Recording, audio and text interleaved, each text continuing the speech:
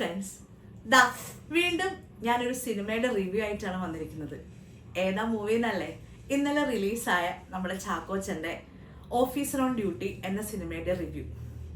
ശരിക്കും bromance cinema തിയേറ്ററിൽ കാണുന്ന സമയത്ത് ഇന്റർവെൽ ടൈമില് ഈ സിനിമയുടെ ട്രെയിലർ കാണിച്ചപ്പോൾ തന്നെ ഇതെന്തായാലും തിയേറ്ററിൽ വന്ന് എക്സ്പീരിയൻസ് ചെയ്യണമെന്ന് ഞാൻ മനസ്സിൽ ഉറപ്പിച്ചിട്ടുണ്ടായിരുന്നു.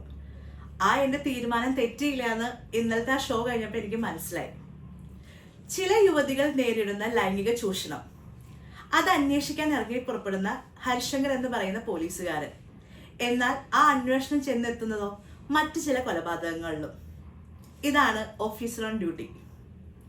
ശരിക്കും മലയാള സിനിമ ആക്ടേഴ്സ് ഒരു എക്സ്പെരിമെന്റൽ ഫേസിലാണെന്ന് പറയാം.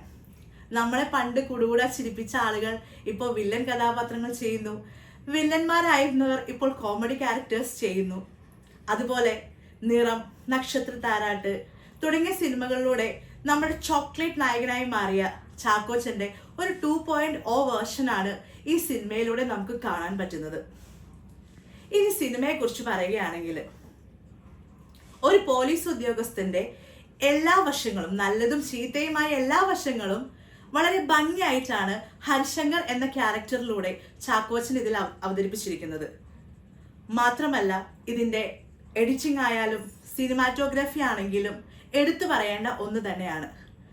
ചാക്കോച്ചനോടൊപ്പം തന്നെ ഇതിൻ്റെ കോ ആക്ടേഴ്സായ ജഗദീഷ്, പ്രിയാമണി, നെഗറ്റീവ് റോളുകൾ ചെയ്ത വിശാഖ് നായർ, ലേയ, അമിത്, റംസാൻ തുടങ്ങിയവരും നല്ല പ്രകടനമാണ് കാഴ്ചവെച്ചിരിക്കുന്നത്.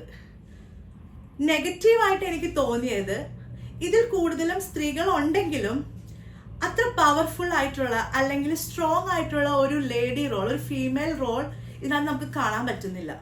ഈവൻ അത് പ്രിയാമണിയുടേതാണെങ്കിൽ പോലും.